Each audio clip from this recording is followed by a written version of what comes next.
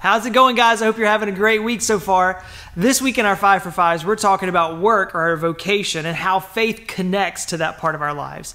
Now, some of you guys might know I've had several jobs in my life so far. As I started right out of college as a database administrator with a forestry degree of all things, right? And then I worked in furniture industry, which kind of tied into my degree for a little while. And then I worked in banking and was a branch manager for a large regional bank before surrendering to the call that God had placed on my life years earlier to ministry. And I know that's a bunch of random jobs, but guys, I think the people that I came across and even the experiences I have from each of those professions are all things that I count as blessings now. Each of those seasons of life prepared me in different ways to serve where God has placed me now. As we're talking about work, a passage from Nehemiah actually came to mind, and I would like to share that with you guys today. So in the book of Nehemiah, Jerusalem was in shambles, right? Nehemiah, he was heartbroken for the city and for its people and for how it reflected on God. And he asked the king's permission to go back and rebuild the walls. And with the king's blessing, he did exactly that. And it was up to the people to help rebuild the wall with the resources they had. They had a huge task ahead of them, right? But God had already prepared the provision and the leadership for that task. And some of the other countries that were in the area saw the building project and they started causing issues. They started causing problems. And so Nehemiah 4:15, we read this: "When our enemies heard that it was known to us and that God had frustrated their plan, we all returned to the wall, each to his work. And from that day on, half of my servants worked on construction, and half held the spears, shields, bows, and coats of mail.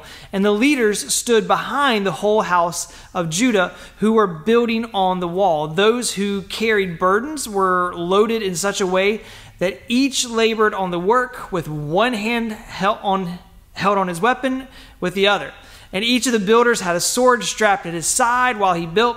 The man who sounded the trumpet was beside me, and I said to the nobles and to the officials and to the rest of the people, the work is great and widely spread, and we are separated on the wall far from one another. In the place where you hear the sound of the trumpet, rally to us there. Our God will fight for us." To keep the work from getting disrupted, Nehemiah had the people arm themselves. The work was so important and the enemies were so determined to stop it that a pretty drastic course of action was the only thing that would work and that was put into place. Everyone working on the wall would be armed, right? And if you were carrying building supplies in one arm, you'd actually carry your sword in the other the whole time. As the work was happening, half of the people would be laboring on the wall, and the other half would stand guard over those that were working, and they would swap as time went on. All of this was to keep the enemies of the people from derailing the project of rebuilding the wall. And now we aren't rebuilding any city walls in our daily lives, I don't think, but we still have enemies that want to derail our work. Now, Brooks mentioned on Monday that all of our work should be done or should be seen as work that we're doing for God. In light of that, guys, we have a spiritual enemy that will want to keep us from doing that work. Right? We also are going to come up against difficult people at work that oppose our job and what we do there. So how are we to deal with that? Should we follow Nehemiah 4 and we should walk into the office with our shields on our back, our spears in our hands, and swords? Probably not a great idea, right? More than likely, you're going to get a visit from security if you try that. But, guys, we can be prepared for the opposition that we know is coming our way.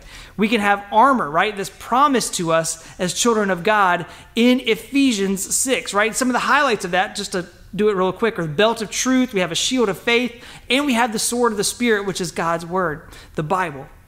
When you face opposition at work, guys, know that God is already working ahead of you in that opposition. Be prepared, be strong, and know that God is going to fight for us, just like Nehemiah said. When your work is attacked or your integrity or your dedication is questioned, guys, know that that's the enemy trying to stop the work that we're doing for the kingdom. So be ready for the attack with the tools that God has already given us and stay on the wall, guys, just like we read in Nehemiah. Have a great rest of your week. We'll see you all real soon.